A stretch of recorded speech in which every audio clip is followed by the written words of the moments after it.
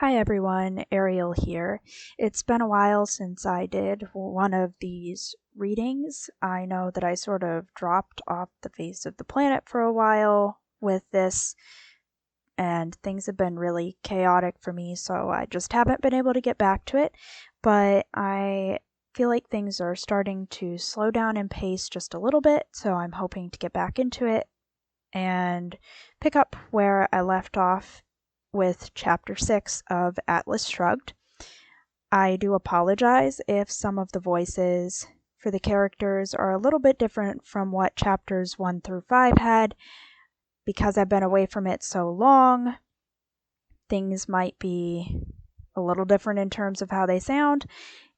And I should also note that it's allergy season, so please forgive me if things sound a little off for that reason.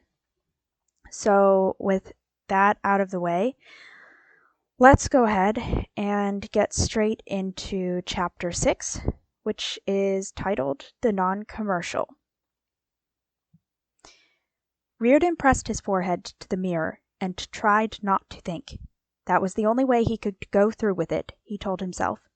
He concentrated on the relief of the mirror's cooling touch, wondering how one went about forcing one's mind into blankness, particularly after a lifetime lived on the axiom that the constant, clearest, most ruthless function of his rational faculty was his foremost duty. He wondered why no effort had ever seemed beyond his capacity, yet now he could not scrape up the strength to stick a few black pearl studs into his starched white shirt front.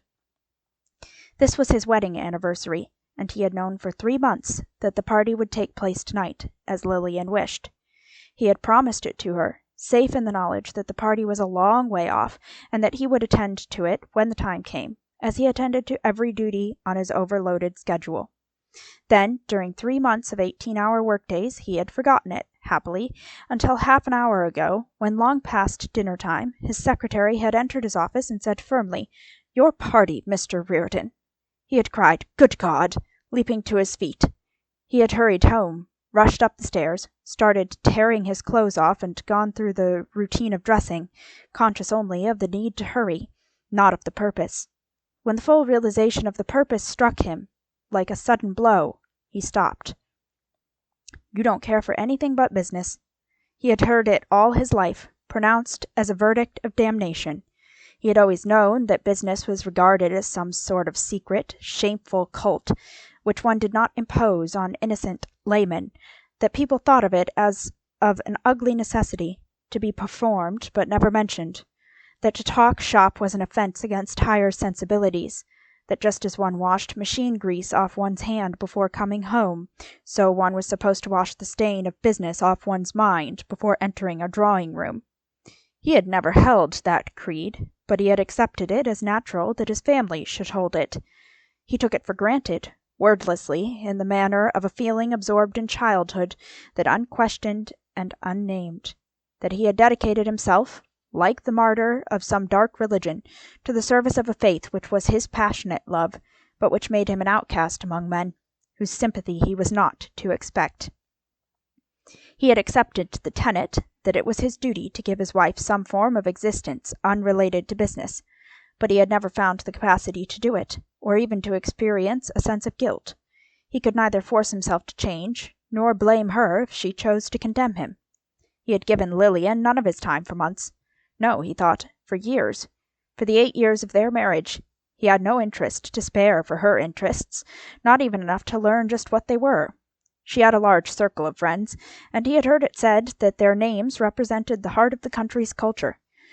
But he had never had time to meet them, or even to acknowledge their fame by knowing what achievements had earned it. He knew only that he often saw their names on the magazine covers of newsstands. If Lillian resented his attitude, he thought, she was right. If her manner toward him was objectionable, he deserved it. If his family called him heartless, it was true. He had never spared himself in any issue. When a problem came up at the mills, his first concern was to discover what error he had made. He did not search for anyone's fault but his own. It was of himself that he demanded perfection. He would grant himself no mercy now. He took the blame. But at the mills it prompted him to action in an immediate impulse to correct the error. Now it had no effect. Just a few more minutes, he thought, standing against the mirror, his eyes closed. He could not stop the thing in his mind that went on throwing words at him. It was like trying to plug a broken hydrant with his bare hands. Stinging jets, part words, part pictures, kept shooting at his brain. Hours of it, he thought. Hours to spend watching the eyes of the guests getting heavy with boredom if they were sober, or glazing into an imbecile stare if they weren't, and pretend that he noticed neither, and strain to think of something to say to them, when he had nothing to say. Well, he needed hours of inquiry to find a successor for the superintendent of his rolling mills who had resigned suddenly, without explanation. He had to do it at once.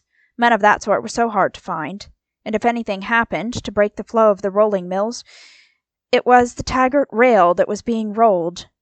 He remembered the silent reproach, the look of accusation, long-bearing patience and scorn, which he always saw in the eyes of his family when they caught some evidence of his passion for his business, and the futility of his silence, of his hope that they would not think Riordan steel meant as much to him as it did, like a drunkard pretending indifference to liquor, among people who watch him with the scornful amusement of their full knowledge of his shameful weakness. "I heard you last night coming home at 2 a.m. Where were you?" his mother saying to him at the dinner table, and Lillian answering, "Why, at the mills, of course," as another wife would say, "at the corner saloon." Or Lillian asking him, the hint of a wise half-smile on her face, "What were you doing in New York yesterday?" "It was a banquet with the boys." "Business?" "Yes." "Of course." And Lillian turning away. Nothing more, except the shameful realization that he had almost hoped she would think he had attended some sort of obscene stag party. An ore carrier had gone down in a storm on Lake Michigan, with thousands of tons of Riordan ore. Those boats were falling apart. If he didn't take it upon himself to help them obtain the replacements they needed, the owners of the line would go bankrupt, and there was no other line left in operation on Lake Michigan. "That nook," said Lillian, pointing to an arrangement of settees and coffee tables in their drawing-room. "Why, no, Henry, it's not new. But I suppose I should feel flattered that 3 weeks is all it took you to notice it. It's my own adaptation of the morning-room of a famous French palace. But things like that can't possibly interest you, darling. There's no stock market quotation on them. None whatever." The order for copper, which he had placed 6 months ago, had not been delivered. The promised date had been postponed 3 times. "We can't help it, Mr. Riordan." He had to find another company to deal with. The supply of copper was becoming increasingly uncertain. Philip did not smile when he looked up in the midst of a speech he was making to some friend of their mother's, about some organization he had joined, but there was something that suggested a smile of superiority in the loose muscles of his face when he said, "No, you wouldn't care for this. It's not business, Henry. Not business at all. It's a strictly non-commercial endeavor."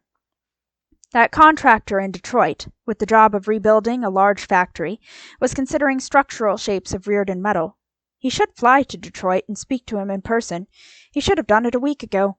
He could have done it tonight. "You're not listening," said his mother at the breakfast table when his mind wandered to the current coal price index, while she was telling him about the dreams she'd had last night. "You never listened to a living soul. You're not interested in anything but yourself. You don't give a damn about people. Not about a single human creature on God's earth." The typed pages lying on the desk in his office were a report on the tests of an airplane motor made of Riordan metal. Perhaps of all the things on the earth, the one he wanted most at this moment was to read it. It had lain on his desk untouched for 3 days. He had had no time for it. Why didn't he do it now, and... He shook his head violently, opening his eyes, stepping back from the mirror. He tried to reach for the shirt studs. He saw his hand reaching, instead, for the pile of mail on his dresser. It was mail picked as urgent. It had to be read tonight, but he had had no time to read it in the office. His secretary had stuffed it into his pocket in his way out. He had thrown it there while undressing. A newspaper clipping fluttered down to the floor. It was an editorial which his secretary had marked with an angry slash in red pencil. It was entitled Equalization of Opportunity. He had to read it. There had been too much talk about this issue in the last 3 months, ominously too much. He read it, with the sound of voices and forced laughter coming from downstairs, reminding him that the guests were arriving, that the party had started, and that he would face the bitter, reproachful glances of his family when he came down. The editorial said that at a time of dwindling production, shrinking markets, and vanishing opportunities to make a living, it was unfair to let one man hoard several business enterprises while others had none.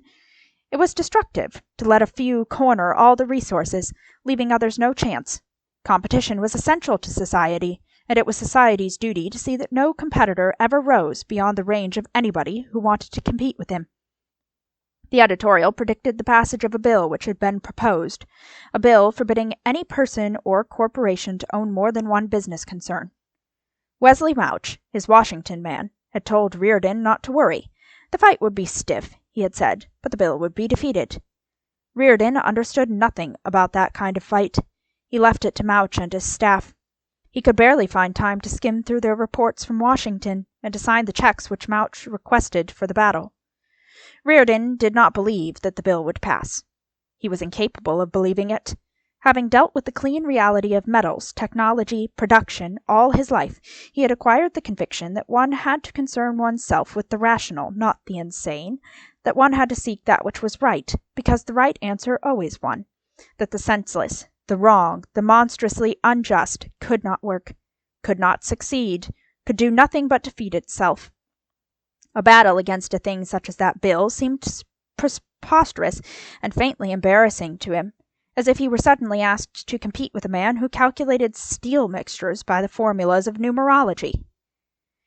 He had told himself that the issue was dangerous, but the loudest screaming of the most hysterical editorial roused no emotion in him, while a variation of a decimal point in a laboratory report on a test of Riordan metal made him leap to his feet in eagerness or apprehension. He had no energy to spare for anything else.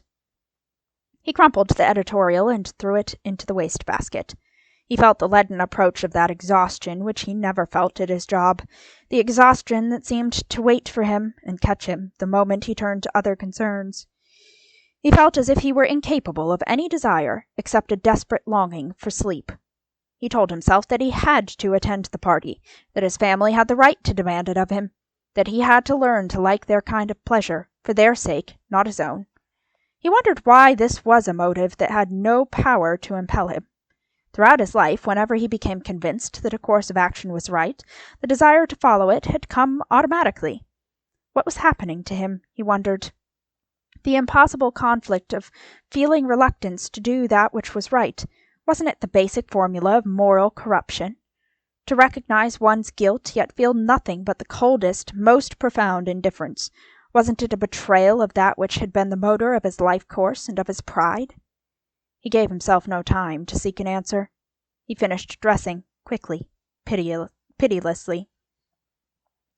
Holding himself erect, his tall figure moving with the unstressed, unhurried confidence of habitual authority, the white of a fine handkerchief in the breast pocket of his black dinner jacket, he walked slowly down the stairs to the drawing-room, looking, to the satisfaction of the dowagers who watched him, like the perfect figure of a great industrialist.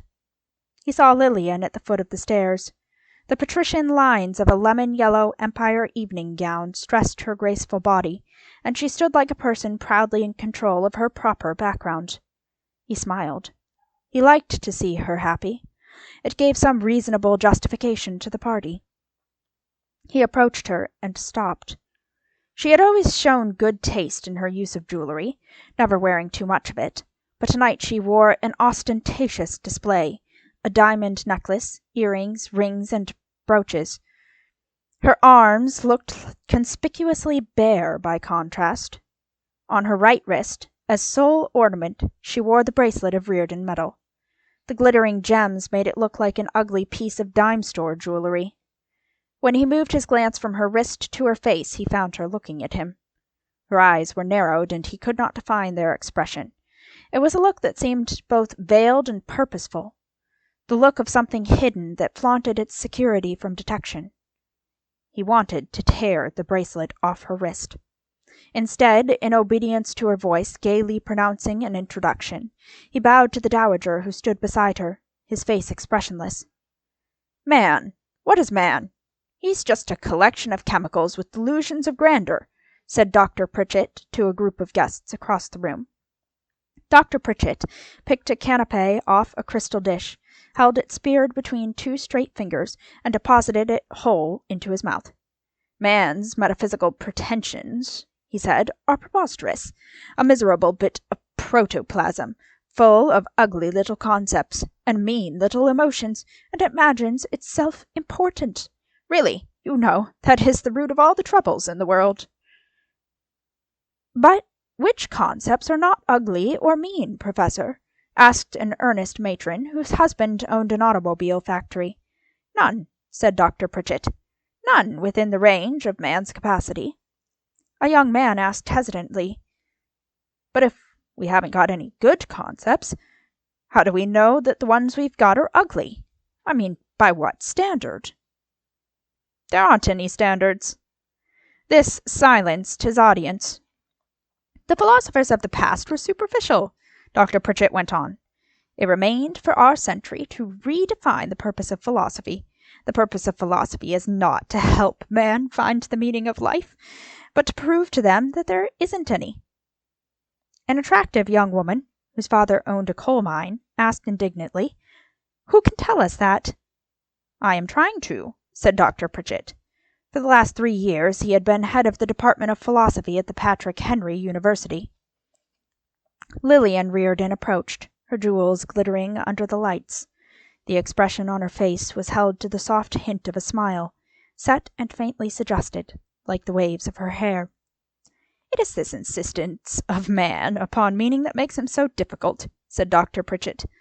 Once he realizes that he is of no importance whatever in the vast scheme of the universe, that no possible significance can be attached to his activities, that it does not matter whether he lives or dies, he will become much more tractable.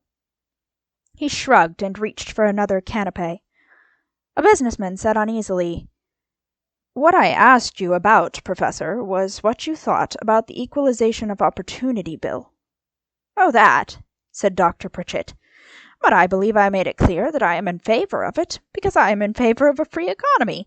A free economy cannot exist without competition. Therefore men must be forced to compete. Therefore we must control men, in order to force them to be free. But look, isn't that sort of a contradiction? Not in the higher philosophical sense. You must learn to see beyond the static definitions of old-fashioned thinking. Nothing is static in the universe. Everything is fluid. But it stands to reason that if... Reason, my dear fellow, is the most naive of all superstitions. That at least has been generally conceded in our age. But I don't quite understand how we can...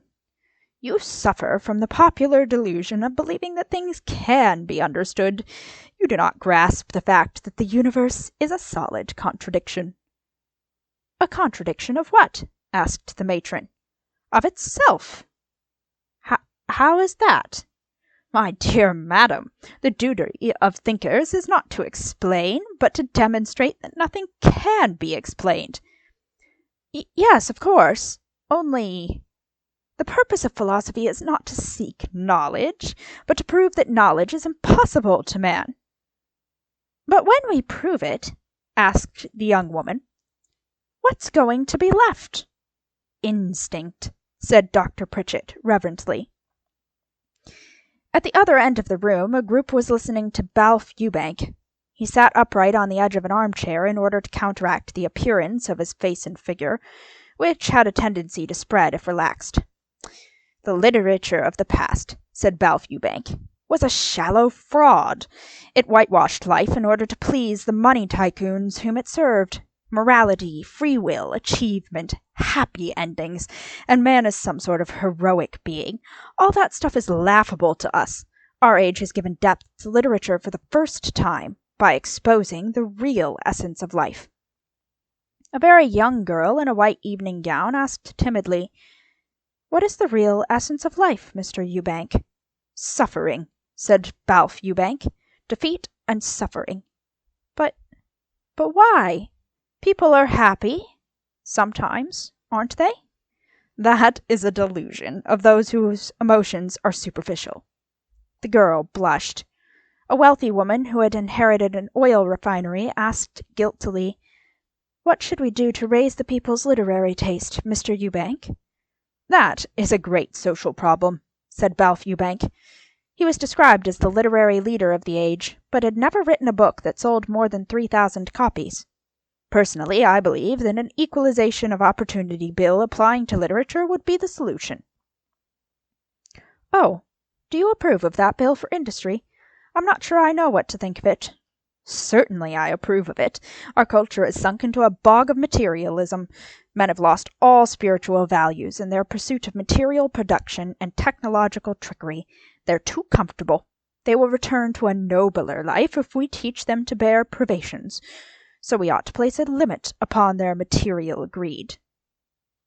"I hadn't thought of it that way," said the woman apologetically.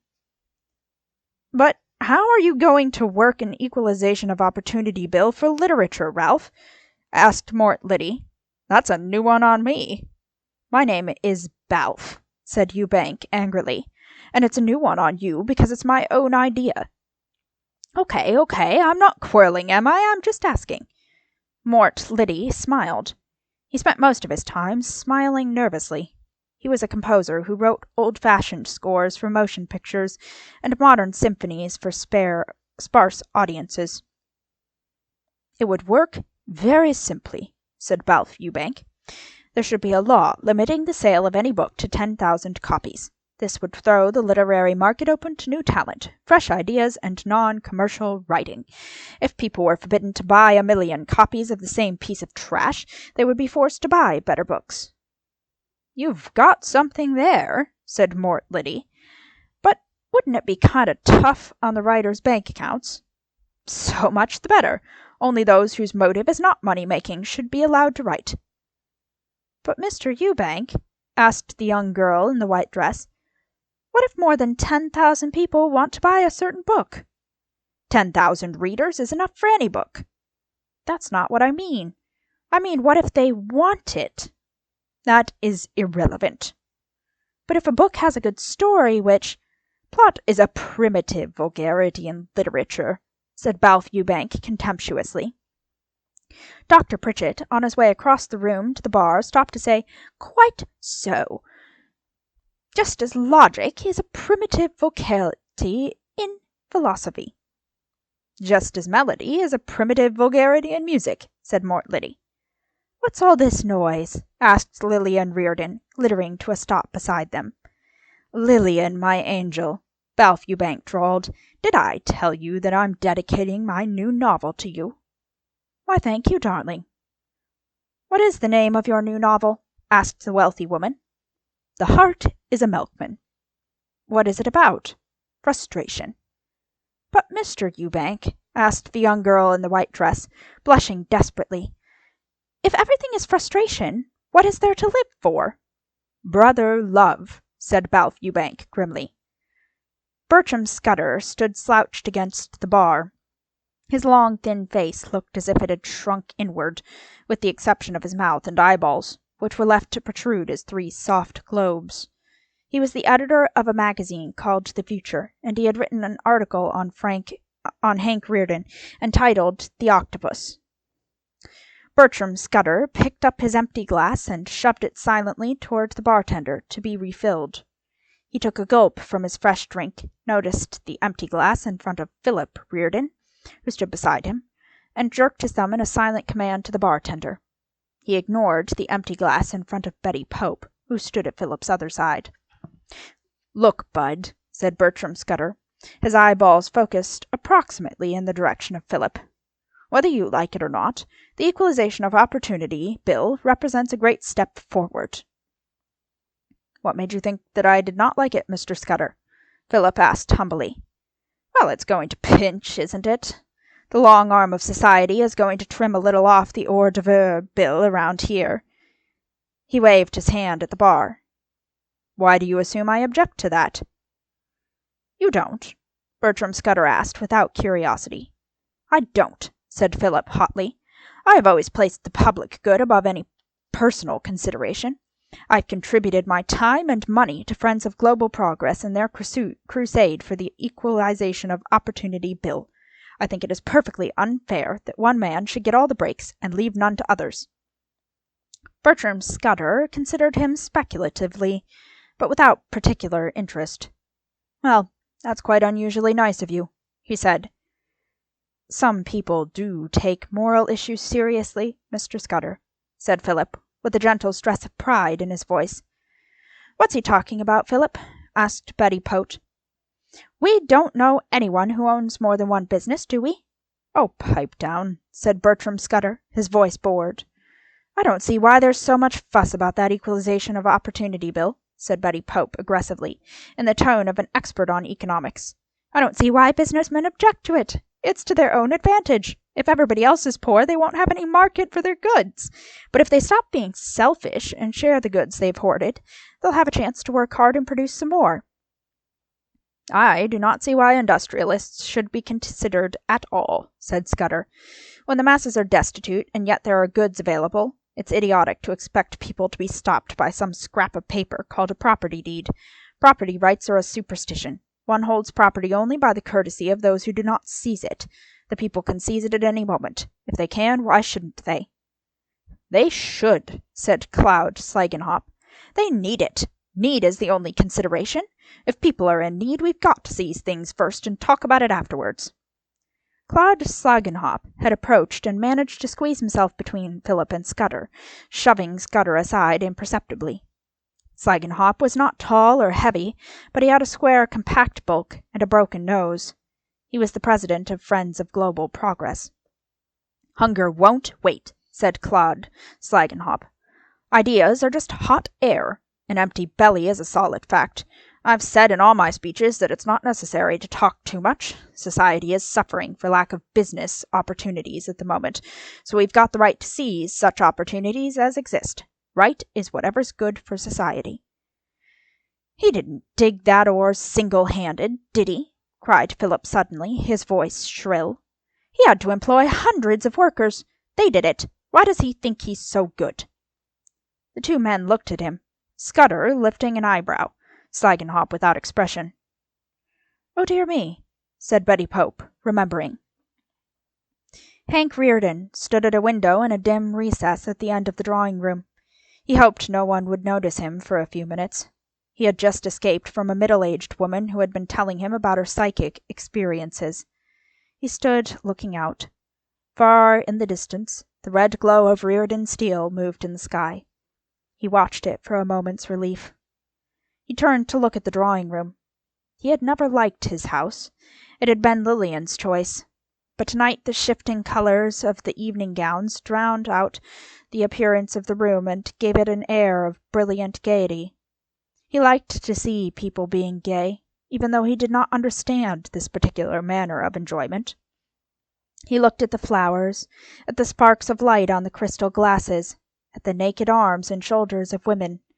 There was a cold wind outside, sweeping empty stretches of land. He saw the thin branches of a tree being twisted, like arms waving in an appeal for help. The tree stood against the glow of the mills. He could not name his sudden emotion. He had no words to state its cause, its quality, its meaning. Some part of it was joy, but it was solemn, like the act of baring one's head. He did not know to whom. When he stepped back into the crowd, he was smiling, but the smile vanished abruptly. He saw the entrance of a new guest. It was Dagny Taggart. Lillian moved forward to meet her, studying her with curiosity. They had met before, on infrequent occasions, and she found it strange to see Dagny Taggart wearing an evening gown. It was a black dress, with a bodice that fell as a cape over one arm and shoulder, leaving the other bare. The naked shoulder was the gown's only ornament. Seeing her in the suits she wore, one never thought of Dagny Taggart's body. The black dress seemed excessively revealing, because it was astonishing to discover that the lines of her shoulder were fragile and beautiful, that the diamond band on the wrist of her naked arm gave her the most feminine of all aspects, the look of being chained. "Miss Taggart, it is such a wonderful surprise to see you here," said Lillian Riordan, the muscles of her face performing the motions of a smile. "I had not really dared to hope that an invitation from me would take you away from your ever so much weightier concerns. Do permit me to feel flattered." James Taggart had entered with his sister. Lillian smiled at him in the manner of a hasty postscript, as if noticing him for the first time. "Hello, James. That's your penalty for being popular. One tends to lose sight of you in the surprise of seeing your sister." "No one can match you in popularity, Lillian," he answered, smiling thinly, "nor ever lose sight of you." "Me? Oh, but I am quite resigned to taking second place in the shadow of my husband. I am humbly aware that the wife of a great man has to be contented with reflected glory. Don't you think so, Miss Taggart?" "No," said Dagny, "I don't." "Is this a compliment or a reproach, Miss Taggart? But do forgive me if I confess I'm helpless. Whom may I present to you? I'm afraid I have nothing but writers and artists to offer, and they wouldn't interest you, I'm sure." "I'd like to find Hank and say hello to him." "But of course. James, do you remember you said you wanted to meet Balfe Eubank? Oh yes, he's here. I'll tell him that I heard you rave about his last novel at Mrs. Whitcomb's dinner." Walking across the room, Dagny wondered why she had said that she wanted to find Hank Riordan. What had prevented her from admitting that she had seen him the moment she entered? Riordan stood at the other end of the long room, looking at her. He watched her as she approached, but he did not step forward to meet her. "Hello, Hank." "Good evening." He bowed, courteously, impersonally, the movement of his body matching the distinguished formality of his clothes. He did not smile. "Thank you for inviting me tonight," she said gaily. "I cannot claim that I knew you were coming." "Oh. Then I'm glad that Mrs. Riordan thought of me. I wanted to make an exception." "An exception?" "I don't go to parties very often." "I am pleased that you chose this occasion as the exception." He did not add Miss Taggart, but it sounded as if he had. The formality of his manner was so unexpected that she was unable to adjust to it. "I wanted to celebrate," she said. "To celebrate my wedding anniversary." "Oh, is it your wedding anniversary? I didn't know. My congratulations, Hank." "What did you wish to celebrate?"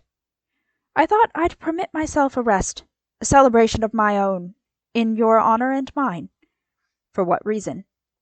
She was thinking of the new track on the rocky grades of the Colorado mountains, growing slowly toward the distant goal of the Wyatt oil fields. She was seeing the greenish-blue glow of the rails on the frozen ground, among the dried weeds, the naked boulders, the rotting shanties of half-starved settlements. "In honor of the first 60 miles of Riordan Metal Track," she answered. "I appreciate it." The tone of his voice was the one that would have been proper if he had said, "I've never heard of it." She found nothing else to say. She felt as if she were speaking to a stranger. "Why, Miss Taggart!" A cheerful voice broke their silence. "Now this is what I mean when I say that Hank Riordan can achieve any miracle." A businessman whom they knew had approached, smiling at her in delighted astonishment. The three of them had often held emergency conferences about freight rates and steel deliveries. Now he looked at her, his face an open comment on the change in her appearance. The change, she thought, which Riordan had not noticed. She laughed, answering the man's greeting, giving herself no time to recognize the unexpected stab of disappointment, the unadmitted thought that she wished she had seen this look on Riordan's face instead. She exchanged a few sentences with the man. When she glanced around, Riordan was gone. "So is that your famous sister?" said Balfe Eubank to James Taggart, looking at Dagny across the room. "I was not aware that my sister was famous," said Taggart, a faint bite in his voice. "But, my good man, she's an unusual phenomenon in the field of economics, so you must expect people to talk about her. Your sister is a symptom of the illness in our country. A decadent product of the machine age. Machines have destroyed man's humanity, taken him away from the soil, robbed him of his natural arts, killed his soul, and turned him into an insensitive robot. There's an example of it. A woman who runs a railroad instead of practicing the beautiful craft of the hand loom and bearing children." Riordan moved among the guests, trying not to be trapped into conversation. He looked at the room. He saw no one he wished to approach. "Say, Hank Riordan, you're not such a bad fellow at all when seen close up in the lion's own den. You ought to give us a press conference once in a while. You'd win us over." Riordan turned and looked at the speaker incredulously. It was a young newspaper man of the seedier sort, who worked on a radical tabloid. The offensive familiarity of his manner seemed to imply that he chose to be rude to Riordan because he knew that Riordan should never have permitted himself to associate with a man of his kind. Riordan would not have allowed him inside the mills, but the man was Lillian's guest. He controlled himself. He asked dryly, "What do you want?" "You're not so bad. You've got talent. Technological talent. But of course I don't agree with you about Riordan Metal." "I haven't asked you to agree." "Well, Bertram Scudder said that your policy—" The man started belligerently, pointing toward the bar, but stopped as if he had slid farther than he intended. Riordan looked at the untidy figure slouched against the bar. Lillian had introduced them, but he had paid no attention to the name. He turned sharply and walked off, in a manner that forbade the young bum to follow him. Lillian glanced up at his face when Riordan approached her in the midst of a group, and without a word stepped aside where they could not be heard. "Is that Scudder of the future?" he asked, pointing. "Why, yes." He looked at her silently, unable to begin to believe it, unable to find the lead of a thought with which to begin to understand. Her eyes were watching him. "How could you invite him here?" he asked. "Now, Henry, don't let's be ridiculous. You don't want to be narrow-minded, do you? You must learn to tolerate the opinions of others and respect their right of free speech." "In my house." "Oh, don't be stuffy." He did not speak, but his consciousness was held not by coherent statements, but by two pictures that seemed to glare at him insistently. He saw the article "The Octopus" by Bertram Scudder, which was not an expression of ideas, but a bucket of slime emptied in public, an article that did not contain a single fact, not even an invented one, but poured a stream of sneers and adjectives in which nothing was clear except the filthy malice of denouncing without considering proof necessary. And he saw the lines of Lillian's profile, the proud purity which he had sought in marrying her. When he noticed her again, he realized that the vision of her profile was in his own mind, because she was turned to him full face, watching him. In the sudden instant of returning to reality, he thought that what he saw in her eyes was enjoyment. But in the next instant he reminded himself that he was sane, and that this was not possible. "It's the first time you've invited that." He used an obscene word with unemotional precision. "To my house. It's the last."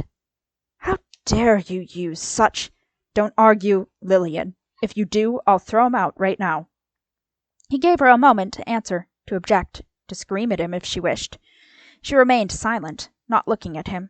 Only her smooth cheeks seemed faintly drawn inward, as if deflated. Moving blindly away through the coils of lights, voices, and perfume, he felt a touch of cold dread. He knew that he should think of Lillian, and find the answer to the riddle of her character, because this was a revelation which he could not ignore. But he did not think of her, and he felt the dread because he knew that the answer had ceased to matter to him long ago. The flood of weariness was starting to rise again. He felt as if he could almost see it in thickening waves. It was not within him, but outside, spreading through the room. For an instant he felt as if he were alone, lost in a grey desert, needing help and knowing that no help would come. He stopped short. In the lighted doorway, the length of the room between them, he saw the tall, arrogant figure of a man who had paused for a moment before entering. He had never met the man, but of all the notorious faces that cluttered the pages of newspapers, this was the one he despised. It was Francisco d'Anconia. Riordan had never given much thought to men like Bertram Scudder, but with every hour of his life, with the strain and the pride of every moment when his muscles or his mind had ached from effort, with every step he had taken to rise out of the mines of Minnesota and to turn his effort into gold, with all his profound respect for money and for its meaning, he despised the squanderer who did not know how to deserve the great gift of inherited wealth.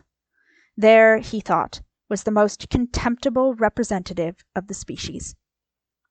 He saw Francisco d'Anconia enter, bow to Lillian, then walk into the crowd as if he owned the room, which he had never entered before. Heads turned to watch him as if he pulled them on strings in his wake. Approaching Lillian once more, Riordan said, without anger, the contempt becoming amusement in his voice, "I didn't know you knew that one." "I've met him at a few parties."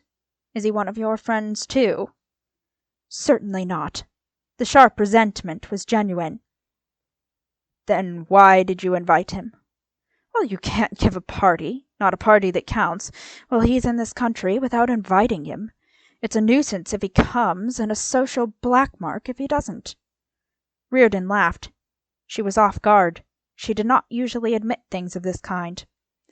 "Look," he said wearily, "I don't want to spoil your party, but keep that man away from me.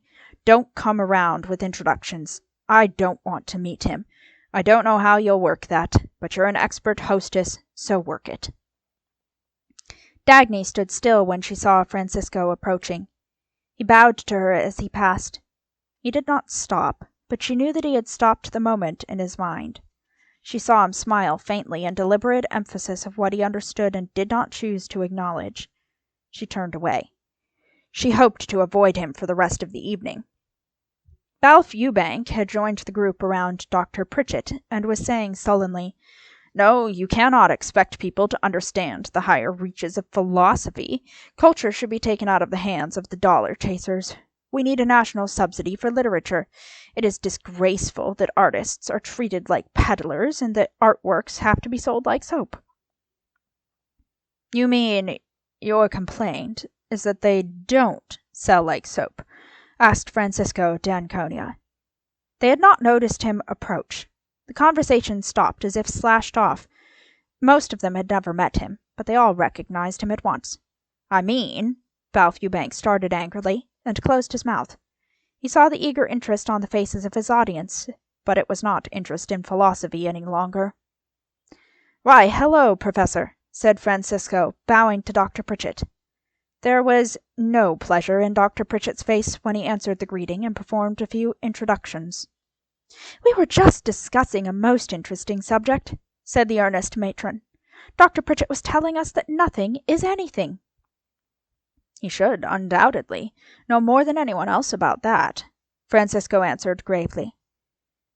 "I wouldn't have supposed that you knew Dr. Pritchett so well, Signor d'Anconia," she said, and wondered why the professor looked displeased by her remark. "I am an alumnus of the great school that employs Dr. Pritchett at present, the Patrick Henry University, but I studied under one of his predecessors, Hugh Axton." "Hugh Axton?" The attractive young woman gasped. "But you couldn't have, Signor d'Anconia. You're not old enough. I thought he was one of those great names of the last century." "Perhaps in spirit, madame, not in fact." "But I thought he died years ago." "Why, no, he's still alive." "Then why don't we ever hear about him any more?" "He retired 9 years ago." "Isn't it odd? When a politician or a movie star retires, we read front-page stories about it, but when a philosopher retires, people do not even notice it." "They do, eventually." A young man said, astonished, "I thought Hugh Axton was one of those classics that nobody studied anymore, except in histories of philosophy. I read an article recently which referred to him as the last of the great advocates of reason." "Just what did Hugh Axton teach?" asked the earnest matron. Francisco answered, "He taught that everything is something." "Your loyalty to your teacher is laudable, Signor d'Anconia," said Dr. Pritchett dryly. "May we take it that you are an example of the practical results of his teaching?" "I am." James Taggart had approached the group and was waiting to be noticed. "Hello, Francisco." "Good evening, James." "What a wonderful coincidence seeing you here. I have been very anxious to speak to you." "That's new. You haven't always been." "Now you're joking, just like in the old days." Taggart was moving slowly, as if casually, away from the group, hoping to draw Francisco after him. "You know that there's not a person in this room who wouldn't love to talk to you." "Really, I'd be inclined to suspect the opposite. Francisco had followed obediently, but stopped within hearing distance of the others. "I have tried in every possible way to get in touch with you," said Taggart, but circumstances didn't permit me to succeed." "Are you trying to hide from me the fact that I refused to see you? Well, that is, why did you refuse me?" "I couldn't imagine what you wanted to speak to me about." "The San Sebastian mines, of course." Taggart's voice rose a little. "Why, what about them?" "But now look, Francisco, this is serious. It's a disaster. An unprecedented disaster, and nobody can make any sense out of it. I don't know what to think. I don't understand it at all. I have a right to know." "A right? Aren't you being old-fashioned, James? But what is it you want to know?" "Well, first of all, that nationalization. What are you going to do about it?" "Nothing." "Nothing? But surely you don't want me to do anything about it. My mines and your railroad were seized by the will of the people. You wouldn't want me to oppose the will of the people, would you?" "Francisco, this is not a laughing matter." "I never thought it was. I'm entitled to an explanation. You owe your stockholders an account of the whole disgraceful affair. Why did you pick up a worthless mine? Why did you waste all those millions? What sort of rotten swindle was it?" Francisco stood looking at him in polite astonishment. "Why, James," he said, "I thought you would approve of it." "Approve?"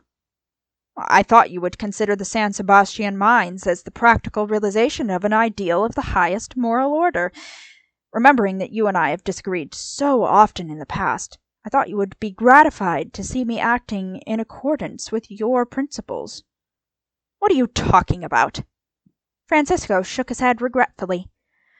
"I don't know why you should call my behavior rotten. I thought you would recognize it as an honest effort to practice what the whole world is preaching. Doesn't everyone believe that it is evil to be selfish? I was totally selfless in regard to the San Sebastian project. Isn't it evil to pursue a personal interest?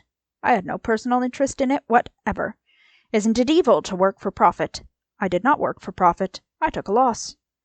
Doesn't everyone agree that the purpose and justification of an industrial enterprise are not production, but the livelihood of its employees? The San Sebastian mines were the most eminently successful venture in industrial history. They produced no copper, but they provided a livelihood for thousands of men who could not have achieved in a lifetime the equivalent of what they got for one day's work, which they could not do. Isn't it generally agreed that an owner is a parasite and an exploiter?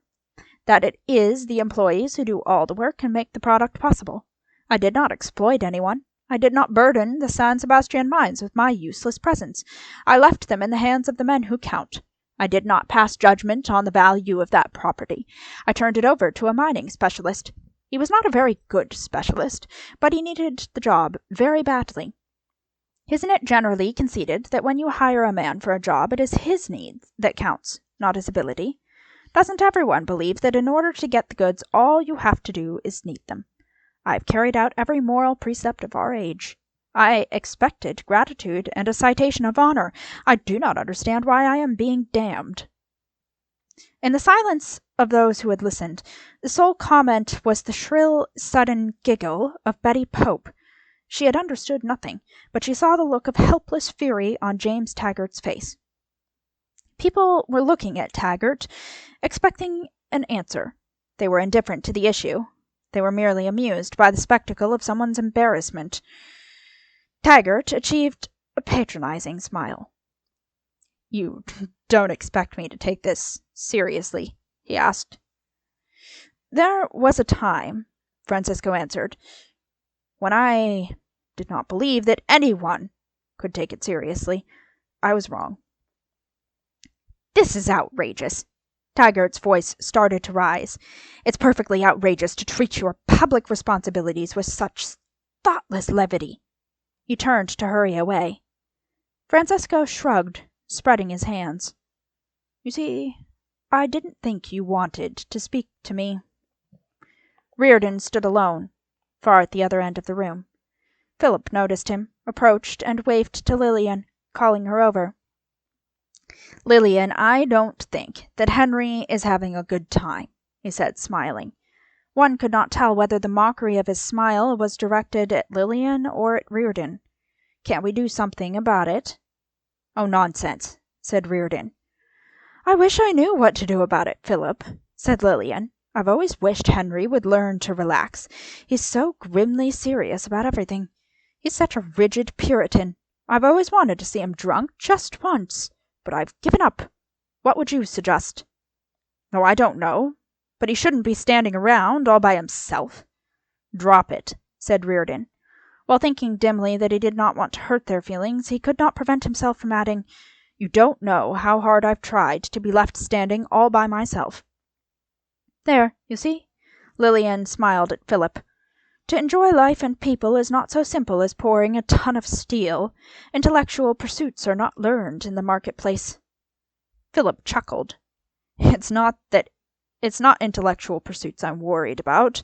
How sure are you about that Puritan stuff, Lillian? If I were you, I wouldn't leave him free to look around. There are too many beautiful women here. Henry, entertaining thoughts of infidelity? You flatter him, Philip. You overestimate his courage. She smiled at Riordan coldly for a brief, stressed moment, then moved away. Riordan looked at his brother. What in hell do you think you're doing? Oh, stop playing the Puritan. Can't you take a joke? Moving aimlessly through the crowd, Dagny wondered why she had accepted the invitation to this party. The answer astonished her. It was because she had wanted to see Hank Riordan. Watching him in the crowd, she realized the contrast for the first time. The faces of the others looked like aggregates of interchangeable features, every face oozing to blend into the anonymity of resembling all, and all looking as if they were melting. Riordan's face, with the sharp planes, the pale blue eyes, the ash-blonde hair, had the firmness of ice. The uncompromising clarity of its lines made it look, among the others, as if he were moving through a fog hit by a ray of light. Her eyes kept returning to him involuntarily. She never caught him glancing in her direction. She could not believe that he was avoiding her intentionally. There could be no possible reason for it.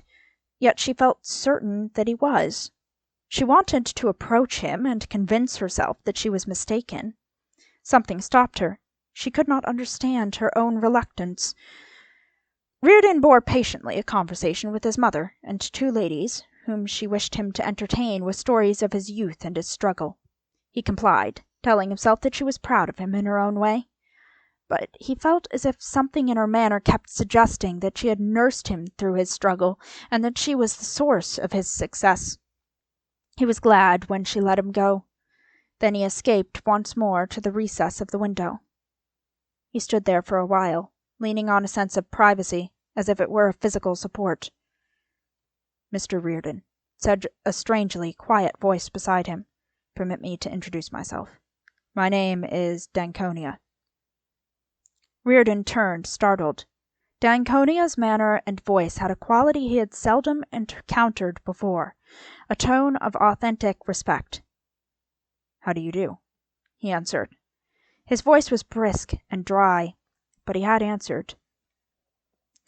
I have observed that Mrs. Riordan has been trying to avoid the necessity of presenting me to you, and I can guess the reason. Would you prefer that I leave your house? The action of naming an issue instead of evading it was so unlike the usual behavior of all the men he knew. It was such a sudden, startling relief that Riordan remained silent for a moment, studying Danconia's face. Francisco had said it very simply, neither as a reproach nor a plea, but in a manner which, strangely, acknowledged Riordan's dignity and his own. No, said Riordan. Whatever else you guessed, I did not say that. Thank you. In that case, you will allow me to speak to you. Why should you wish to speak to me? My motives cannot interest you at present. Mine is not the sort of conversation that could interest you at all. You are mistaken about one of us, Mr. Riordan, or both. I came to this party solely in order to meet you. There had been a faint tone of amusement in Riordan's voice. Now it hardened into a hint of contempt. You started by playing it straight. Stick to it. I am. What did you want to meet me for? In order to make me lose money? Francisco looked straight at him. Yes, eventually. What is it this time? A gold mine? Francisco shook his head slowly. The conscious deliberation of the movement gave it an air that was almost sadness. No, he said. I don't want to sell you anything. As a matter of fact, I did not attempt to sell the copper mine to James Taggart either. He came to me for it. You won't. Riordan chuckled. If you understand that much, we have at least a sensible basis for conversation. Proceed on that. If you don't have some fancy investment in mind, what did you want to meet me for? In order to become acquainted with you. That's not an answer. It's just another way of saying the same thing. Not quite, Mr. Riordan. Unless you mean in order to gain my confidence. No, I don't like people who speak or think in terms of gaining anybody's confidence. If one's actions are honest, one does not need the predated confidence of others, only their rational perception. The person who craves a moral blank check of that kind has dishonest intentions, whether he admits it to himself or not. Riordan's startled glance at him was like the involuntary thrust of a hand grasping for support in a desperate need.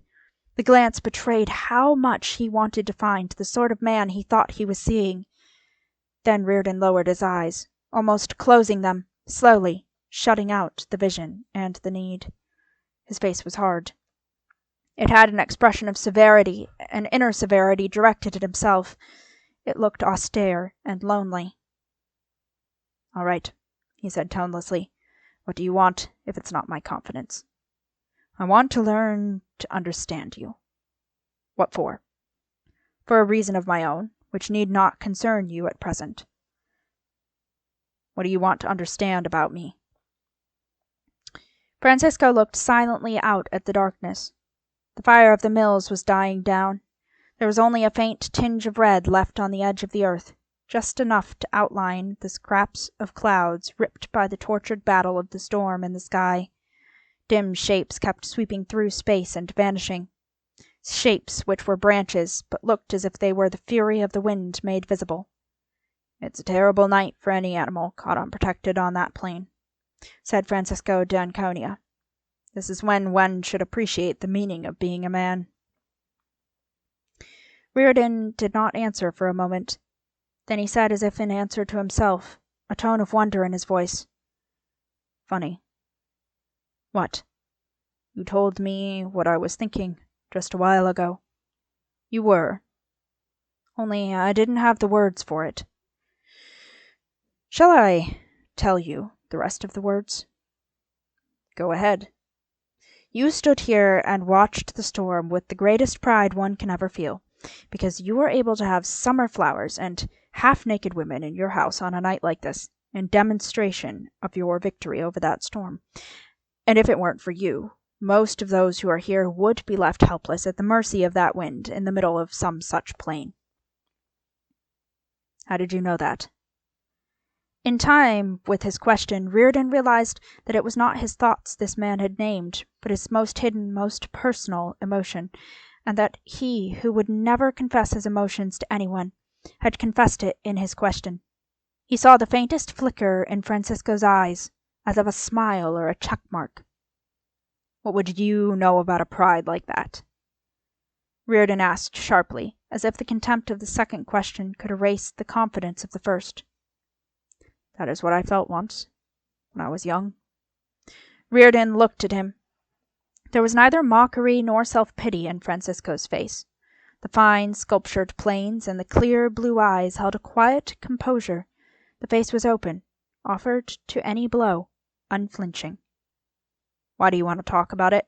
Riordan asked, prompted by a moment's reluctant compassion.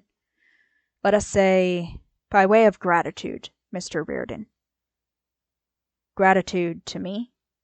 If you will accept it. Riordan's voice hardened. I haven't asked for gratitude. I don't need it. I have not said you needed it. But of all those whom you are saving from the storm tonight, I am the only one who will offer it. After a moment's silence, Riordan asked, his voice low with a sound which was almost a threat. "What are you trying to do?" "I am calling your attention to the nature of those for whom you are working." "It would take a man who's never done an honest day's work in his life to think or say that." The contempt in Riordan's voice had a note of relief. He had been disarmed by a doubt of his judgment on the character of his adversary. Now he felt certain once more. "You wouldn't understand it if I told you that the man who works for himself, even if he does carry the whole wretched bunch of you along. Now, I'll guess what you're thinking. Go ahead. Say that it's evil, that I'm selfish, conceited, heartless, cruel. I am. I don't want any part of that tripe about working for others. I'm not." For the first time, he saw the look of a personal reaction in Francisco's eyes, the look of something eager and young. "The only thing that's wrong in what you said," Francisco answered, "is that you permit anyone to call it evil." In Riordan's pause of incredulous silence, he pointed at the crowd in the drawing-room. "Why are you willing to carry them?" "Because they're a bunch of miserable children who struggle to remain alive, desperately and very badly, while I don't even notice the burden." "Why don't you tell them that?" "What?" "That you're working for your own sake, not theirs." "They know it." "Oh, yes, they know it. Every single one of them here knows it, but they don't think you do. And the aim of all their efforts is to keep you from knowing it." "Why should I care what they think?" "Because it's a battle in which one must make one stand clear." "A battle? What battle? I hold the whip hand. I don't fight the disarmed." "Are they?" "They have a weapon against you. It's their only weapon, but it's a terrible one. Ask yourself what it is, sometime." "Where do you see any evidence of it?" "In the unforgivable fact that you're as unhappy as you are." Riordan could accept any form of reproach, abuse, damnation anyone chose to throw at him. The only human reaction which he would not accept was pity. The stab of a coldly rebellious anger brought him back to the full context of the moment. He spoke, fighting not to acknowledge the nature of the emotion rising within him. "What sort of effrontery are you indulging in? What's your motive?" "Let us say, to give you the words you need, for the time when you'll need them." "Why should you want to speak to me on such a subject?" "In the hope that you will remember it." What he felt, thought Riordan, was anger at the incomprehensible fact that he had allowed himself to enjoy this conversation. He felt a dim sense of betrayal, the hint of an unknown danger.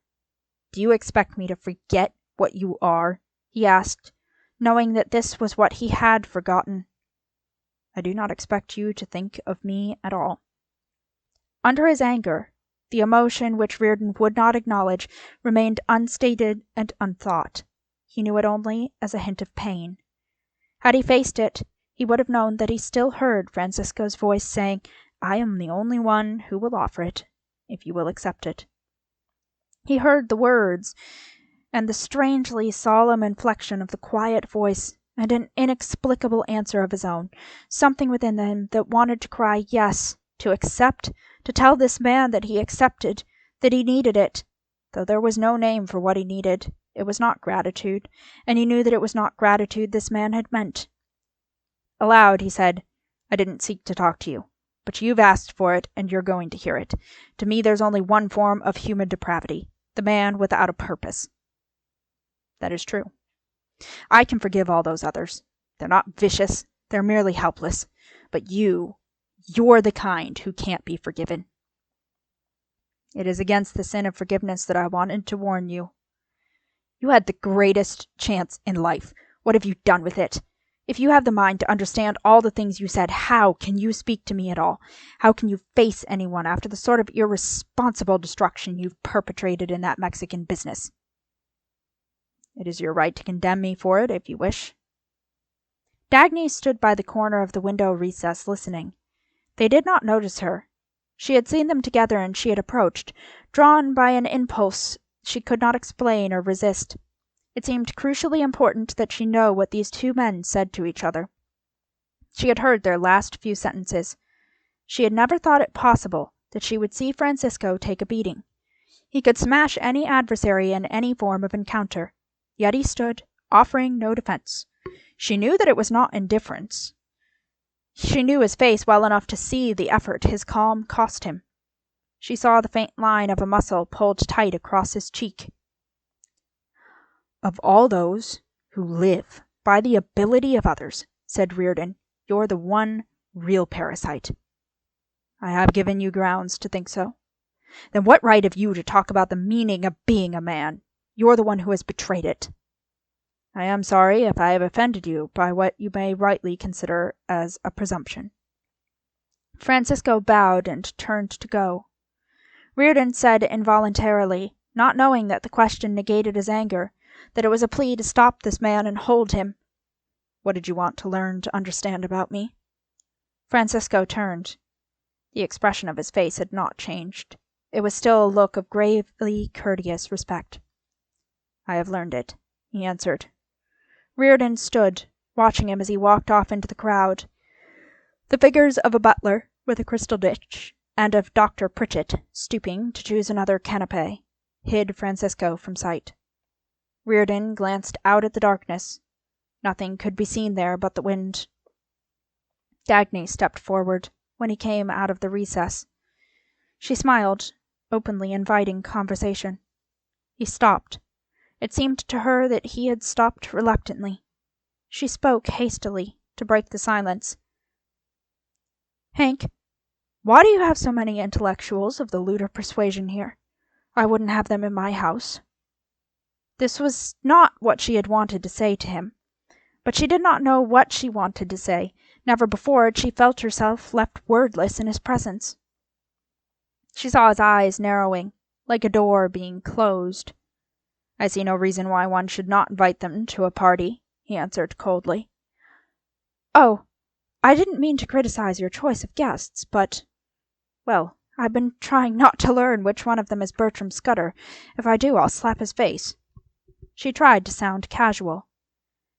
"I don't want to create a scene, but I'm not sure I'll be able to control myself. I couldn't believe it when somebody told me that Mrs. Riordan had invited him." "I invited him." "But—" Then her voice dropped. "Why?" "I don't attach any importance to occasions of this kind." "I'm sorry, Hank. I didn't know you were so tolerant." "I'm not." He said nothing. "I know you don't like parties. Neither do I. But sometimes I wonder. Perhaps we're the only ones who are meant to be able to enjoy them." "I am afraid I have no talent for it." "Not for this. But do you think any of these people are enjoying it? They're just straining to be more senseless and aimless than usual, to be light and unimportant. You know, I think that only if one feels immensely important can one feel truly light." "I wouldn't know." "It's just a thought that disturbs me once in a while. I thought it about my first ball. I keep thinking that parties are intended to be celebrations, and celebrations should be only for those who have something to celebrate." "I have never thought of it."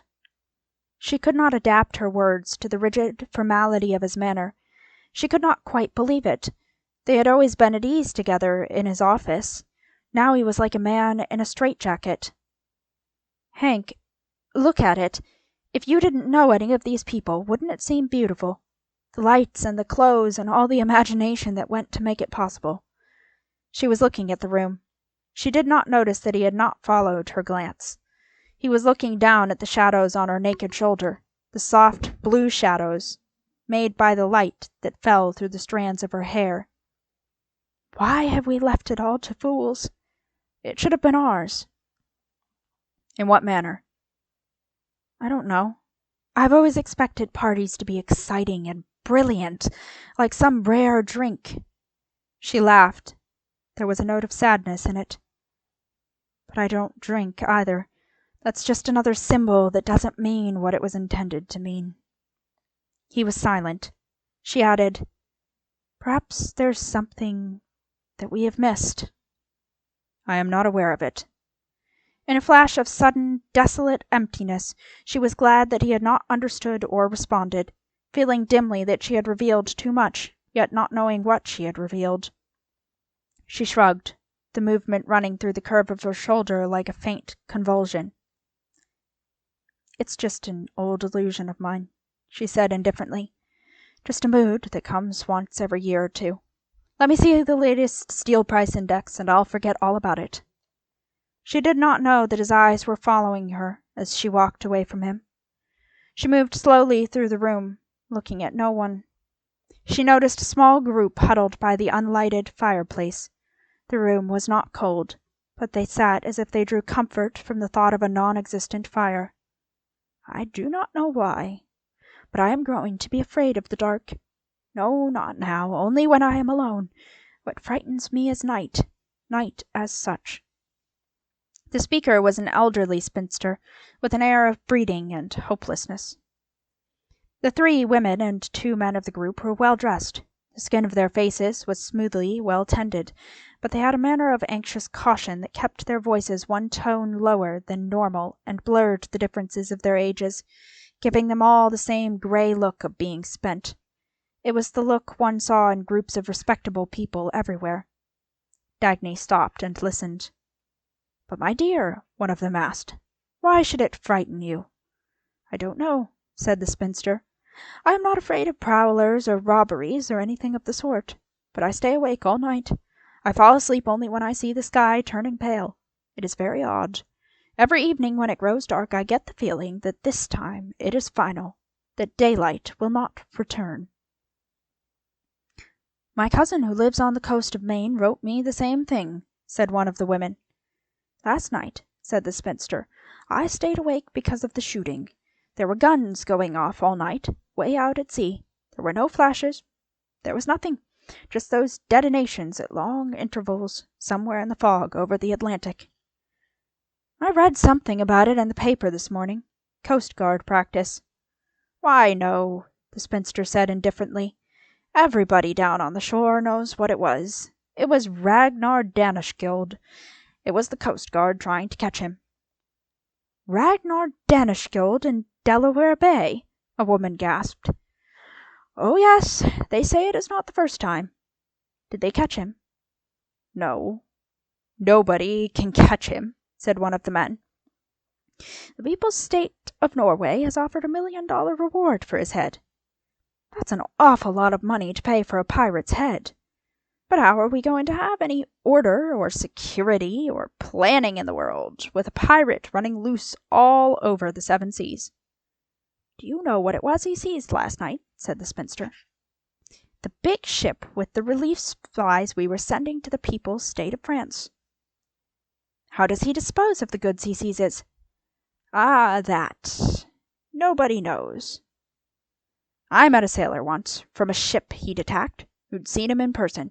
He said that Ragnar Daneskjöld has the purest gold hair and the most frightening face on earth, a face with no sign of any feeling. If there was ever a man born without a heart, he's it, the sailor said. A nephew of mine saw Ragnar Daneskjöld's ship one night off the coast of Scotland. He wrote me that he couldn't believe his eyes. It was a better ship than any in the navy of the People's State of England. They say he hides in one of those Norwegian fjords where neither God nor man will ever find him. That's where the Vikings used to hide in the Middle Ages. There's a reward on his head offered by the People's State of Portugal, too, and by the People's State of Turkey. They say it's a national scandal in Norway. He comes from one of the best families. The family lost its money generations ago, but the name is of the noblest. The ruins of their castle are still in existence. His father is a bishop. His father has disowned him and excommunicated him, but it had no effect. Did you know that Ragnar Daneskjöld went to school in this country? Sure, the Patrick Henry University. Not really? Oh yes, you can look it up. What bothers me is, I don't like it. I don't like it that he's now appearing right here in our own waters. I thought things like that could only happen in the wastelands, only in Europe. But a big-scale outlaw of that kind operating in Delaware in our day and age. He's been seen off Nantucket, too, and at Bar Harbor. The newspapers have been asked not to write about it. Why? They don't want people to know that the Navy can't cope with him. I don't like it. It feels funny.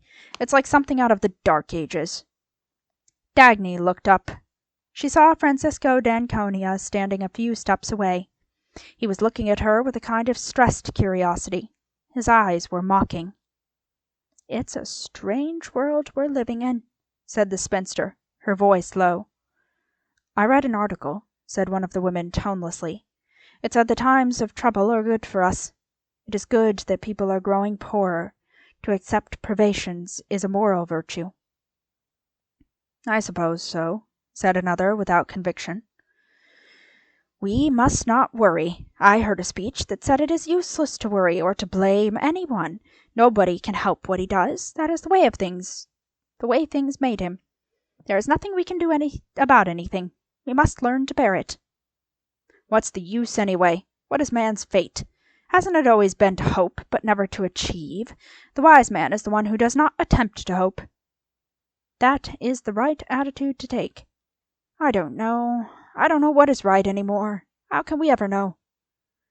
"Oh, well, who is John Galt?"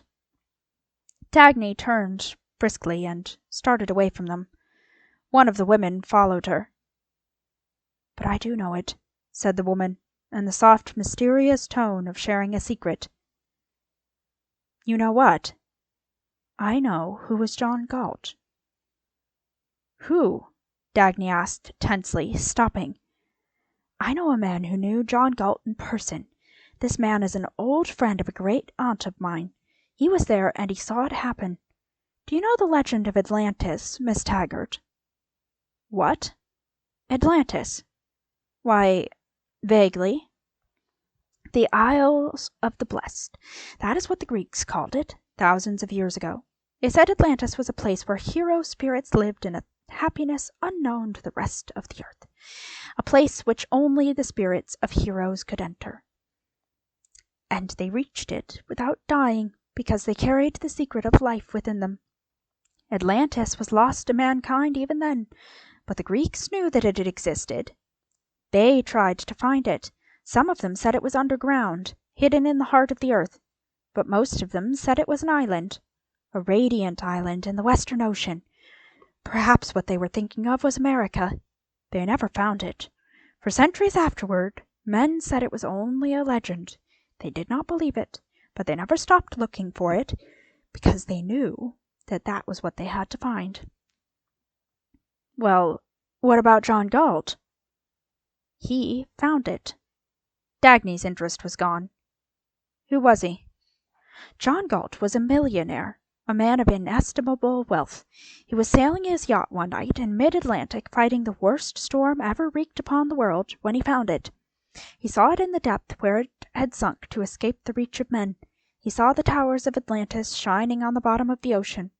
It was a sight of such kind that when one had seen it, one could no longer wish to look at the rest of the earth. John Galt sank his ship and went down with his entire crew. They all chose to do it. My friend was the only one who survived." "How interesting." "My friend saw it with his own eyes," said the woman, offended. "It happened many years ago, but John Galt's family hushed up the story." "And what happened to his fortune? I don't recall ever hearing of a John Galt fortune." "It went down with him," she added belligerently. "You don't have to believe it." "Miss Taggart doesn't," said Francisco d'Anconia. "I do." They turned. He had followed them, and he stood looking at them with the insolence of exaggerated earnestness. "Have you ever had faith in anything, Signor d'Anconia?" the woman asked angrily. "No, madam." He chuckled at her brusque departure. Dagny asked coldly, "What's the joke?" "The joke's on that fool woman. She doesn't know that she was telling you the truth." "Do you expect me to believe that?" "No." "Then what do you find so amusing?" "Oh, a great many things here. Don't you?" "No." "Well, that's one of the things I find amusing." "Francisco, will you leave me alone?" "But I have. Did you notice that you were first to speak to me tonight?" "Why do you keep watching me?" "Curiosity." "About what?" Your reaction to the things which you don't find amusing." "Why should you care about my reaction to anything?" "That is my own way of having a good time, which, incidentally, you are not having, are you, Dagny? Besides, you're the only woman worth watching here." She stood defiantly still, because the way he looked at her demanded an angry response. She stood as she always did, straight and taut, her head lifted impatiently. It was the unfeminine pose of an executive. But her naked shoulder betrayed the fragility of the woman under the black dress, and the pose made her most truly a woman. The proud strength became a challenge to someone's superior strength, and the fragility a reminder that the challenge could be broken. She was not conscious of it. She had met no one able to see it. He said, looking down at her body, "Dagny, what a magnificent waist." She had had to turn and escape. She felt herself blushing for the first time in years, blushing because she knew suddenly that the sentence named what she had felt all evening. She ran, trying not to think. The music stopped her. It was a sudden blast from the radio. She noticed Mort Liddy, who had turned it on, waving his arms to a group of friends, yelling, "That's it! That's it! I want you to hear it." The great burst of sound was the opening chords of Haley's Fourth Concerto. It rose in tortured triumph, speaking its denial of pain, its hymn to a distant vision. Then the notes broke. It was as if a handful of mud and pebbles had been flung at the music, and what followed was the sound of the rolling and the dripping. It was Haley's concerto swung into a popular tune. It was Haley's melody torn apart, its holes stuffed with hiccups. The greatest statement of joy had become the giggling of a bar-room. Yet it was still the remnant of Haley's melody that gave it form. It was the melody that supported it like a spinal cord. "Pretty good." Mort Liddy was smiling at his friends, boastfully and nervously. "Pretty good, eh? Best movie score of the year. Got me a prize. Got me a long-term contract. Yeah, this was my score for Heavens in Your Backyard." Dagny stood, staring at the room, as if one sense could replace another, as if sight could wipe out sound. She moved her head in a slow circle, trying to find an anchor somewhere. She saw Francisco leaning against a column, his arms crossed. He was looking straight at her. He was laughing. "Don't shake like this," she thought. "Get out of here." This was the approach of an anger she could not control. She thought, "Say nothing. Walk steadily. Get out." She had started walking, cautiously, very slowly. She heard Lillian's words and stopped. Lillian had said it many times this evening, in an answer to the same question, but it was the first time that Dagny heard it. "This," Lillian was saying, extending her arm with the metal bracelet for the inspection of two smartly groomed women. "Why, no, it's not from a hardware store. It's a very special gift from my husband. Oh, yes, of course it's hideous, but don't you see? It's supposed to be priceless. Of course, I'd exchange it for a common diamond bracelet any time, but somehow nobody will offer me one for it, even though it is so very, very valuable. Why, my dear, it's the first thing ever made of Riordan metal." Dagny did not see the room. She did not hear the music. She felt the pressure of dead stillness against her eardrums. She did not know the moment that preceded, or the moments that were to follow. She did not know those involved, neither herself, nor Lillian, nor Riordan, nor the meaning of her own action. It was a single instant blasted out of context. She had heard. She was looking at the bracelet of green-blue metal. She felt the movement of something being torn off her wrist, and she felt her own voice saying in the great stillness, very calmly, a voice cold as a skeleton, naked of emotion, "If you are not the coward that I think you are, you will exchange it." On the palm of her hand she was extending her diamond bracelet to Lillian. "You're not serious, Miss Taggart," said a woman's voice. It was not Lillian's voice. Lillian's eyes were looking straight at her. She saw them. Lillian knew that she was serious. "Give me that bracelet," said Dagny, lifting her palm higher, the diamond band glittering across it. "This is horrible," cried some woman. It was strange that the cry stood out so sharply. Then Dagny realized that there were people standing around them and that they all stood in silence. She was hearing sounds now, even the music. It was Haley's mangled concerto, somewhere far away. She saw Riordan's face. It looked as if something within him were mangled, like the music. She did not know by what. He was watching them. Lillian's mouth moved into an upturned crescent. It resembled a smile. She snapped the metal bracelet open, dropped it on Dagny's palm, and took the diamond band. "Thank you, Miss Taggart," she said. Dagny's fingers closed about the metal. She felt that. She felt nothing else. Lillian turned because Riordan had approached her. He took the diamond bracelet from her hand. He clasped it on her wrist, raised her hand to his lips, and kissed it. He did not look at Dagny. Lillian laughed gaily, easily, attractively, bringing the room back to its normal mood. "You may have it back, Miss Taggart, when you change your mind," she said. Dagny had turned away. She felt calm and free. The pressure was gone. The need to get out had vanished. She clasped the metal bracelet on her wrist. She liked the feel of its weight against her skin. Inexplicably, she felt a touch of feminine vanity, the kind she had never experienced before, the desire to be seen wearing this particular ornament. From a distance, she heard snatches of indignant voices. "The most offensive gesture I've ever seen. It was vicious. I'm glad Lillian took her up on it. Serves her right if she feels like throwing a few $1,000 away." For the rest of the evening Riordan remained by the side of his wife. He shared her conversations. He laughed with her friends. He was suddenly the devoted, attentive, admiring husband. He was crossing the room, carrying a tray with drinks requested by someone in Lillian's group, an unbecoming act of informality which nobody had ever seen him perform, when Dagny approached him. She stopped and looked up at him, as if they were alone in his office. She stood like an executive, her head lifted. He looked down at her. In the line of his glance, from the fingertips of her one hand to her face, her body was naked but for his metal bracelet. "I'm sorry, Hank," she said, "but I had to do it." His eyes remained expressionless, yet she was suddenly certain that she knew what he felt. He wanted to slap her face. "It was not necessary," he answered coldly, and walked on. It was very late when Riordan entered his wife's bedroom. She was still awake. A lamp burned on her bedside table. She lay in bed, propped up on pillows of pale green linen. Her bed jacket was pale green satin, worn with the untouched perfection of a window model. Its lustrous folds looked as if the crinkle of tissue paper still lingered among them. The light, shaded to a tone of apple blossoms, fell on a table that held a book, a glass of fruit juice, and toilet accessories of silver glittering like instruments in a surgeon's case. Her arms had a tinge of porcelain.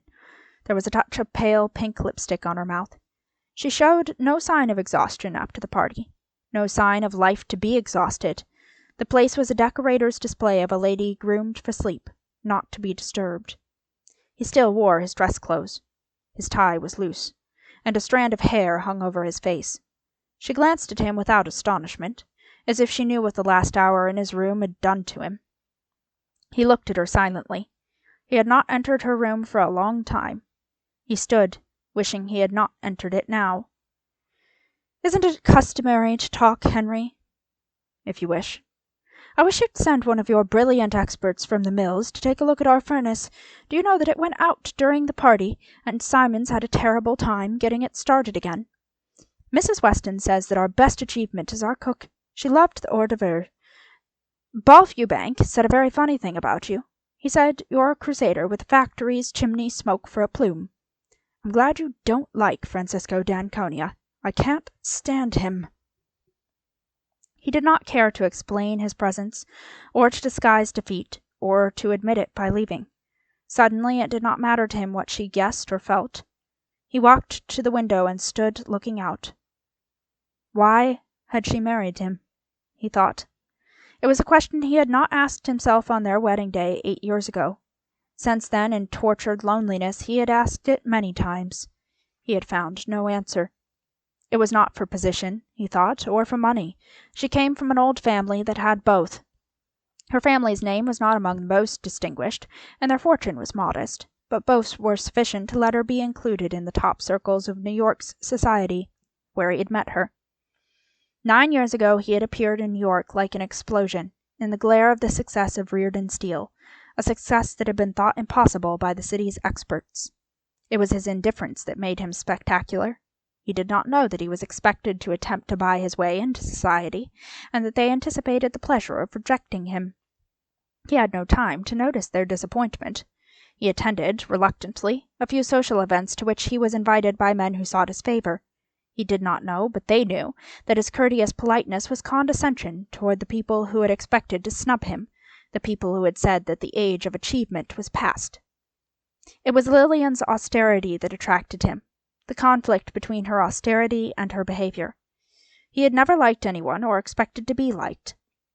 He found himself held by the spectacle of a woman who was obviously pursuing him, but with obvious reluctance, as if against her own will, as if fighting a desire she resented. It was she who planned that they should meet, then faced him coldly, as if not caring that he knew it. She spoke little. She had an air of mystery that seemed to tell him he would never break through her proud detachment, and an air of amusement, mocking her own desire and his. He had not known many women. He had moved toward his goal, sweeping aside everything that did not pertain to it in the world and in himself. His dedication to his work was like one of the fires he dealt with, a fire that burned every lesser element, every impurity, out of the white stream of a single metal. He was incapable of halfway concerns. But there were times when he felt a sudden access of desire, so violent that it could not be given to a casual encounter. He had surrendered to it on a few rare occasions through the years with women he had thought he liked. He had been left feeling an angry emptiness, because he had sought an act of triumph, though he had not known of what nature. But the response he received was only a woman's acceptance of a casual pleasure, and he knew too clearly that what he had won had no meaning. He was left not with a sense of attainment, but with a sense of his own degradation. He grew to hate his desire. He fought it.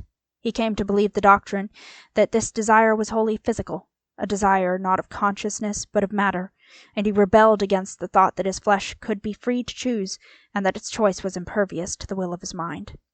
He had spent his life in mines and mills, shaping matter to his wishes by the power of his brain, and he found it intolerable that he should be unable to control the matter of his own body. He fought it.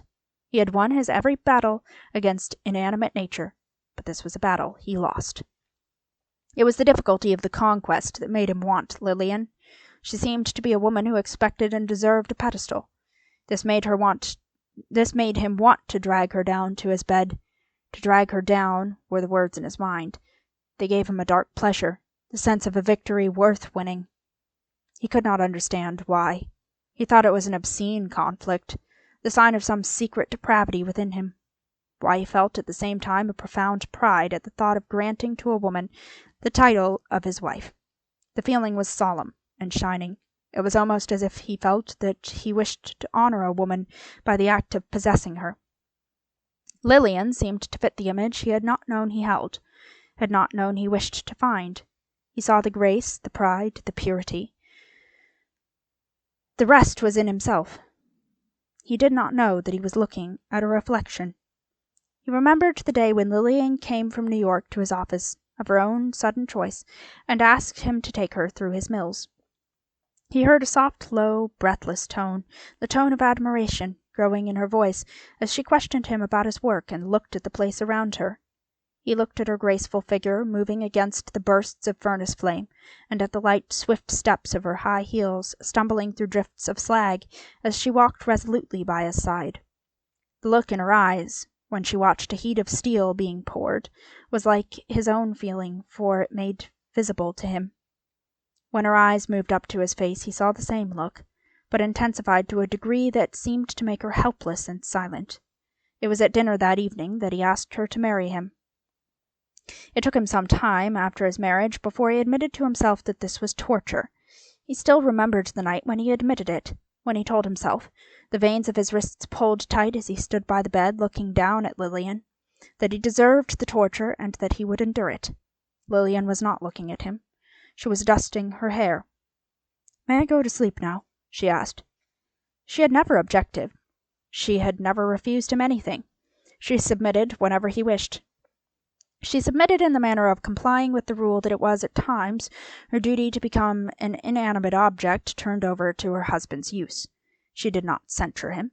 She made it clear that she took it for granted that men had degrading instincts, which constituted the secret, ugly part of marriage. She was condescendingly tolerant. She smiled in amused distaste at the intensity of what he experienced. "It's the most undignified pastime I know of," she said to him once, "but I have never entertained the illusion that men are superior to animals." His desire for her had died in the first week of their marriage. What remained was only a need which he was unable to destroy. He had never entered a whorehouse, he thought. At times, the self-loathing he would experience there would be no worse than what he felt when he was driven to enter his wife's bedroom. He would often find her reading a book. She would put it aside with a white ribbon to mark the pages.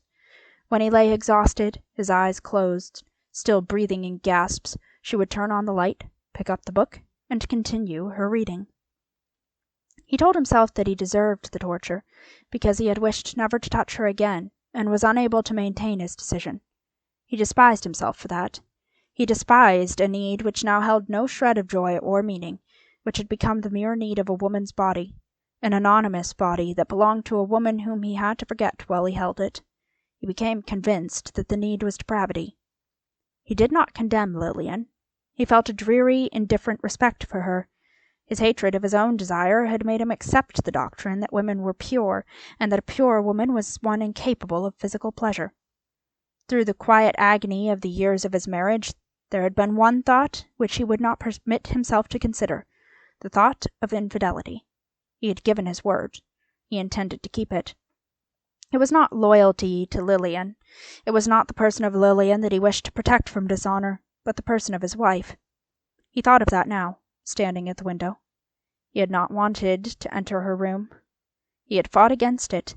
He had fought more fiercely against knowing the particular reason why he would not be able to withstand it tonight. Then, seeing her, he had known suddenly that he would not touch her. The reason which had driven him here tonight was the reason which made it impossible for him. He stood still, feeling free of desire, feeling the bleak relief of indifference to his body, to this room, even to his presence here. He had turned away from her, not to see her lacquered chastity. What he thought he should feel was respect. What he felt was revulsion. "But Dr. Pritchett said that our culture is dying because our universities have to depend on the alms of the meat packers, the steel puddlers, and the purveyors of breakfast cereals." Why had she married him? He thought. That bright, crisp voice was not talking at random. She knew why he had come here. She knew what it would do to him to see her pick up a silver buffer and go on talking gaily, polishing her fingernails. She was talking about the party, but she did not mention Bertram Scudder or Dagny Taggart. What had she sought in marrying him? He felt the presence of some cold, driving purpose within her, but found nothing to condemn. She had never tried to use him. She made no demands on him. She found no satisfaction in the prestige of industrial power. She spurned it. She preferred her own circle of friends. She was not after money. She spent little. She was indifferent to the kind of extravagance he could have afforded. He had no right to accuse her, he thought, or ever to break the bond. She was a woman of honor in their marriage. She wanted nothing material from him. He turned and looked at her wearily. "Next time you give a party," he said, "stick to your own crowd. Don't invite what you think are my friends. I don't care to meet them socially." She laughed, startled and pleased. "I don't blame you, darling," she said. He walked out, adding nothing else. What did she want from him, he thought. What was she after? In the universe, as he knew it, there was no answer.